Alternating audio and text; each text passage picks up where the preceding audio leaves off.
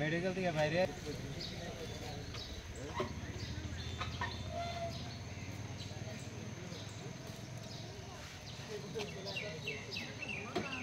বৰপেটাৰ পৰা আহি আছিলোঁ চিলপাঠা।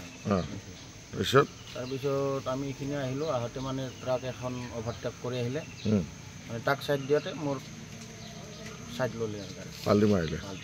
কিমানজন আছিলে? মানুহ আছিল 34। ইনজিঅ' কিমান হৈছে? ইনজিঅ' হৈছে গোটেই অলপ অলপ হৈছে, কম বেছি পৰিমাণে হৈছে। বাকীটো একো হোৱা নাই? বাকী একো হোৱা নাই। ঘাইগাঁও যাবলৈ গাড়ীখন পাল্টি মাৰি দিলে। ক'ত মাৰিলে? তেজপুৰত।